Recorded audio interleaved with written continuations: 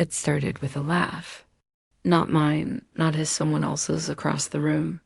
I was at a conference in Lisbon, of all places, standing alone with a glass of Vinho Verde in hand, listening to my colleague drone on about quarterly goals. The kind of thing that made your eyes glaze over no matter what country you were in. And then I heard his laugh, low, rich, just a little too loud to be polite. I turned my head without meaning to, and there he was, tall, dark hair, the kind of stubble that said he didn't try too hard but still managed to look good. He caught me looking, didn't smile, just held my gaze a second too long. And that was it. His name was Julian. Half French, half Portuguese, ran some design firm in Porto, but that wasn't what made me remember him. It was his voice, deep, smooth, like something you wanted to pour over ice and sip slow. We bumped into each other again twice that night, once at the bar when he asked me what I was drinking, and once when he accidentally found his way into the same rooftop circle I was in. The third time we ended up sitting beside each other, away from everyone else, our knees touching under a table that wobbled slightly every time I shifted. I was married, I wore my ring, didn't hide it. He glanced at it once, but didn't ask. I appreciated that, the silence of it. The way he let the weight of that small gold band just sit there between us while we talked about anything else. He told me I had an accent when I said his name. I told him he blinked too slowly. We laughed. We drank. And somewhere around midnight, he said, I shouldn't say this. But if you weren't. Mary ... Pull quotes he didn't finish. Just looked at me. And I didn't answer. I just held a stare. And that was enough. The next day, I skipped the morning panel. So did he. We ended up at a tiny cafe near the water, sharing a plate of pastéis de nata and pretending it wasn't a date. Our legs touched again. His hand brushed mine when he passed the sugar. And then, without warning, he reached up and tucked a piece of hair behind my ear like he'd known me for years. My breath caught. I didn't pull away. That afternoon, we walked through the Alfama district, winding through steep cobbled streets and ducking into shaded courtyards. I kept telling myself nothing would happen, that this was just harmless chemistry, that I'd go back to my hotel, call my husband, tell him about the architecture and the food, and fall asleep. Alone, I didn't do any of that. Julian kissed me in an alleyway behind a blue-tiled wall, hands on my waist, mouth hot and searching. I kissed him back harder than I meant to. Something about the way he touched me felt like a spark I'd forgotten existed. And when he pulled back and whispered, "Let me show you my city," I followed. His apartment was on the top floor of an old building, filled with light, plants, and the smell of cedar and something faintly citrus. I told myself I'd just go in for one drink. I'd sit on his couch, I'd say goodnight. Instead, I let him unbutton my blouse with a kind of reverence that made my knees shake. He kissed down my neck, my collarbone, slow and deliberate, like he wanted to memorize every inch. I should have stopped him. I didn't. He lifted me onto the kitchen counter without asking, his hands firm on my thighs, his mouth moving against mine like he already knew the rhythm I needed. There was no urgency, just confidence, control, like he'd read me the moment I walked into that room. I wrapped my legs around his waist without thinking. The cool stone under me, the warmth of his hands, the soft hum of some old record playing in the background. It all blurred together into something electric. When he slid his hands beneath my skirt and found I wasn't wearing anything underneath, he paused for half a second, eyes darkening. "You planned this," he murmured against my jaw. "No," I whispered. "But I wanted it." He made a low sound in his throat, something between a laugh and a groan, and then there was no more talking. He touched me like I was a secret he'd waited years to uncover. Like every part of me was something worth exploring. His fingers moved with a kind of practiced slowness that drove me crazy, circling, teasing. pressing until I was gripping the edge of the counter and arching into him, gasping his name like it meant something more than just the moment. When he finally entered me, it was slow, deep, steady. I locked my eyes with his lips parted, fingers digging into his shoulders. We moved like we'd done this before in another life. He kept one hand at the base of my spine, pulling me closer every time I tried to get away from the edge, until I shattered in a way I hadn't in years. Maybe ever, after we stayed like that for a while, breathing each other in, his hand lazily tracing circles on my bare thigh. I thought I would feel guilt, shame, something sharp, but all I felt was alive. We ended up in his bed a second time just before sunrise, slower, quieter, with words. Little confessions, whispered into the skin. Things like, I haven't felt this wanted in years, and you make me forget everything else. He kissed my shoulder when I fell asleep. I woke up to him cooking eggs, shirtless, barefoot, humming again, just like it was the most normal thing in the world. And maybe for that moment, it was. I stayed the whole day. I told myself I wouldn't, that I'd leave right after breakfast, slip back into the reality I had left waiting in a quiet hotel room with my conference badge still dangling from the nightstand. But then Julian made coffee. Strong, black, rich like the way he looked at me. He poured it into a chipped mug with a faded print of a cat reading a book and handed it to me without a word, like we'd done this 100 times before. The morning light spilled into the apartment in that golden way that made everything look too perfect to be real. His sheets still smelled like sweat and citrus and sex. I sat on the floor, my legs curled under me, watching him butter toast and speak in half English, half French to his dog, an old black mutt named Lumiere, who barely looked up at me, as if he already knew I was temporary. I didn't ask what Julian was thinking. He didn't ask me either. We just existed in that strange, warm silence, the kind that only happens after bodies have been completely honest, even if mouths haven't. He asked if I wanted to see the coast. It's about an hour from here, he said, already grabbing his keys before I could answer. I laughed, barefoot in his hallway, stealing bites of toast from his plate while pulling on yesterday's dress. I didn't think about my husband once during that drive, not consciously, not in the way that mattered. We drove in silence sometimes, music low, his hand resting on my thigh like it belonged there. We talked too, about food, about the worst dates we'd ever had, about the books we lied about reading in school. He told me he'd been married once, briefly. I told him I still was. He didn't flinch, just nodded as if he already knew. The coast was breathtaking, cliffs that dropped straight into a wild blue sea, wind in my hair. His fingers laced with mine as we walked along a narrow path that made my heart pound for reasons that had nothing to do with heights. When we kissed again, it was slower, deeper, like we had time, like we weren't standing on the edge of something dangerous and beautiful. We found a secluded beach down a steep slope, no one there but us. I kicked off my shoes and walked into the cold surf, gasping at the chill. Julian followed, jeans rolled up to his calves, splashing water at me like a child until I chased him, soaking wet and laughing. It felt stupid and free and wild.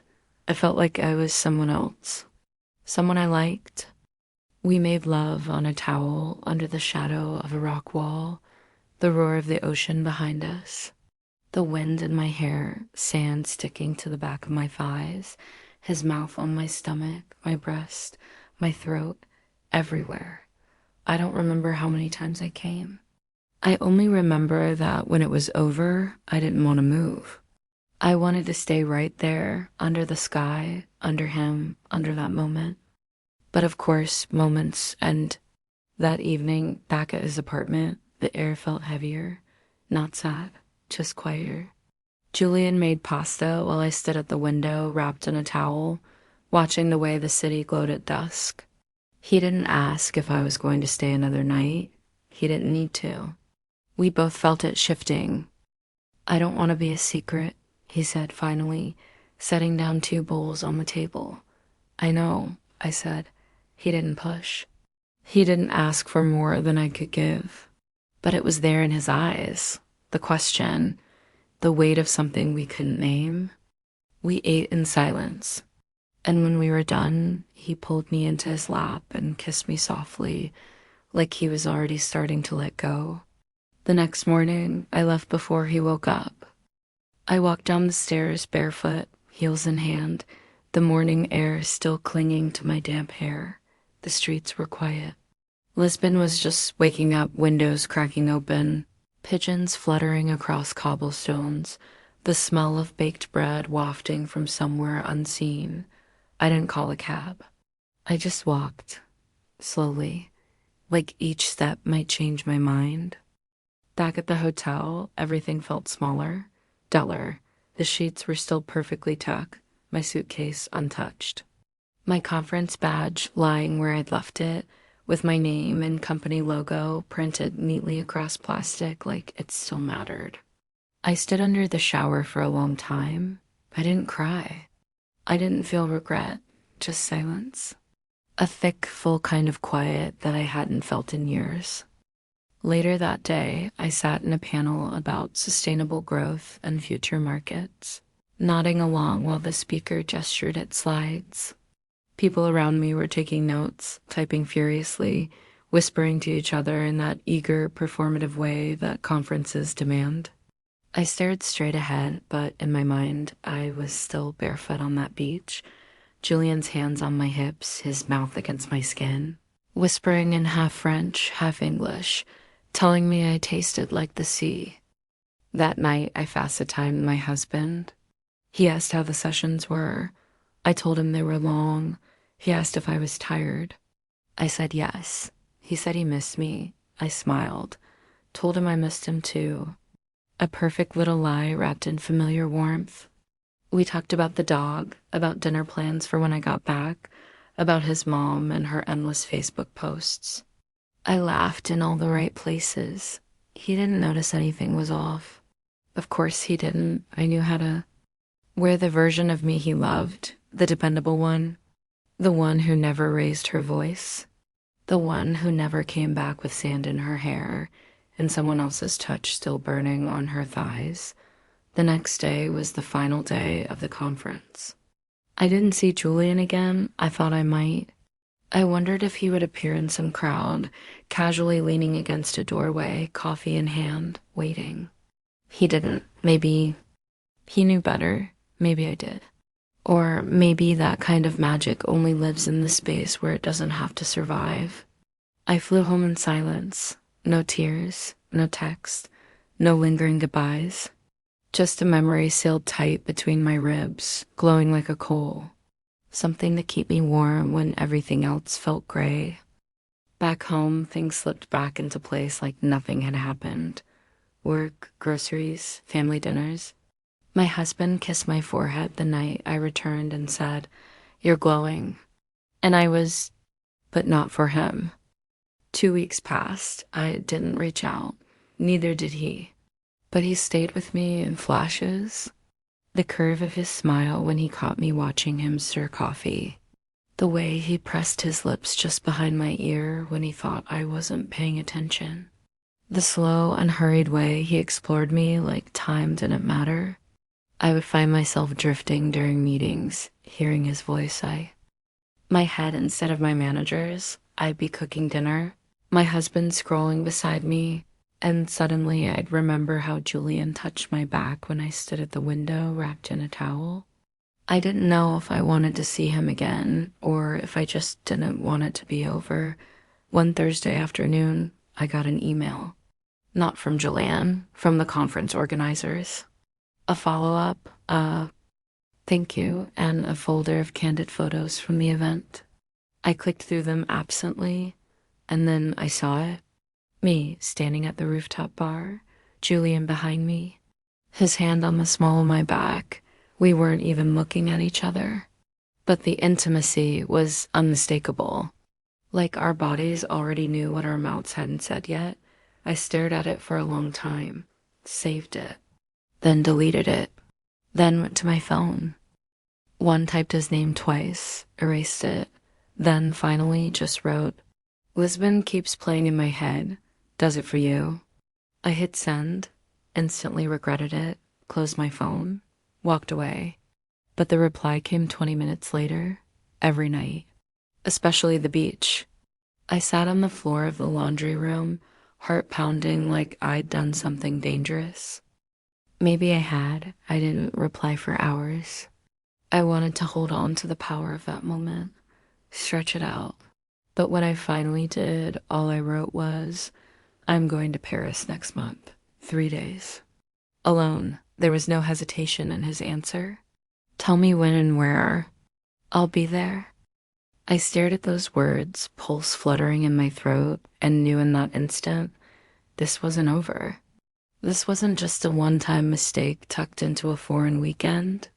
This was something else, something alive. In the weeks that followed, I planned the trip. I told my husband it was for work, even booked a fake meeting to make it real enough to believe. I picked a hotel in Le Marais, sent Julian the dress. He didn't ask for more. He just said, I've already booked the train. When I arrived in Paris, the air was cold, sharp with late autumn. I checked in, heart racing like a teenager sneaking out for the first time. I wore lipstick darker than usual. Lingerie he'd never see coming. I stood by the window of my room, watching rain trace lines down the glass, waiting. And then there was a knock. I didn't move at first. I just stood there, staring at the door, pulse hammering in my throat, breath shallow. That knock, it sounded ordinary, soft, but it echoed through me like a drum. I crossed the room slowly, each step thick with anticipation and guilt and heat. Opened the door without checking the peephole, and there he was. Julian. He was soaked from the rain, hair damp, collar turned up, lips curled in the smallest smile. That same smile that had undone me in Lisbon. He didn't say hello. He didn't ask if he could come in. He just stepped forward, wrapped his arms around me, and kissed me like we'd never stopped. Like there hadn't been days, nights, a whole ocean between our last touch and this one. His coat fell to the floor. My hands were already in his hair. We stumbled backward toward the bed, his mouth moving against mine, wet and urgent. Hands finding the hem of my sweater, tugging it up and over my head in one motion. He kissed the hollow of my throat, my chest, my ribs.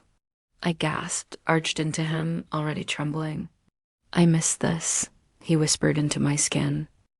I didn't know how much, I answered ...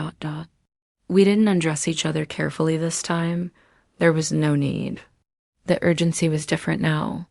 Not the wild pulse of a first time, but the fever of a hunger remembered too vividly.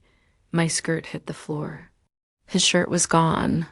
Our clothes formed a trail across the room like the aftermath of a storm. He lifted me onto the bed and knelt between my legs, pulling me to the edge slowly, like he was unwrapping something sacred. His mouth met the inside of my thigh, and I cried out softly, fingers twisting in the sheets. He took his time, building the ache in slow, devastating waves, murmuring in French things I didn't understand but felt in my bones. When he finally entered me, I grabbed his face and held his gaze. It was deep, slow, so slow it burned. His hands were everywhere, my hips, my hair, my throat, the curve of my back.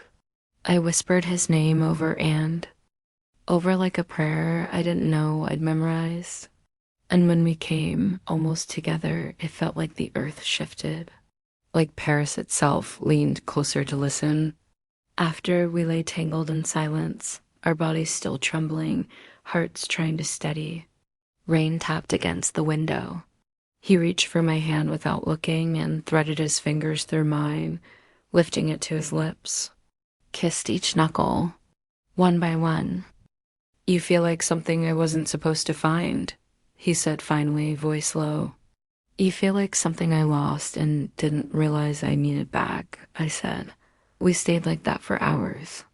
Sometimes talking, sometimes not. He told me stories about his childhood summers in the French countryside. I told him how I used to pretend I liked classical music because it made me seem interesting. We laughed. We made love again. Slower this time. The kind that starts with a look and ends with a sigh so full it empties your lungs. He stayed the night. And the next, neither of us talked about what it meant or where it would go, but the question hovered. It followed us like shadow. The morning he left, the light was barely spilling through the curtains. I watched him get dressed from the bed, the sheets still warm with the shape of our night. He moved quietly, like he didn't want to wake something fragile. Maybe it was me. Maybe it was us ... He sat beside me once he was ready, touched my hair, brushed a kiss across my shoulder. His voice was barely above a whisper when he said, "If I asked you to stay, would you?" I didn't answer right away. I looked at him, really looked, and saw the life we could have had in another world. Mornings like this, coffee in mismatched mugs, grocery lists pinned to the fridge, his laugh in the next room. But I also saw my real life. The one waiting at home. The man who wasn't perfect, but who loved me in his own quiet way. The years, the promises. The version of me that had once believed comfort was enough. I'd want to, I said finally, but I wouldn't mean it. Not fully, not yet. He nodded like he already knew. Maybe he did. Maybe he was just braver than I was. At the door, he kissed me once more. Long, final, not rushed or desperate. Just full of everything we couldn't say, then he left. And just like that, it was over. Back home, everything looked the same. My husband met me at the airport with flowers and a tired smile. He asked how the trip was. I told him it was beautiful. I didn't lie. Not about that. I didn't tell him about Julian. I never would. Not because I was proud of what I'd done, but because it was mine. Because it existed outside the structure of the life we'd built. Like a hidden room in a house no one else ever finds. Weeks passed, then months. And Julian became a memory I touched when I needed to feel more than what routine offered. I didn't try to find him. He didn't write. We had both understood what it was and what it wasn't. But sometimes when the air is warm or rain taps the window just right, I remember Lisbon. The bookstore, his hands, the way he said my name like it meant something. And I smile, because not every story has to end with forever to be unforgettable. Some are meant to live only in the spaces between the life you have and the one you almost dared to want.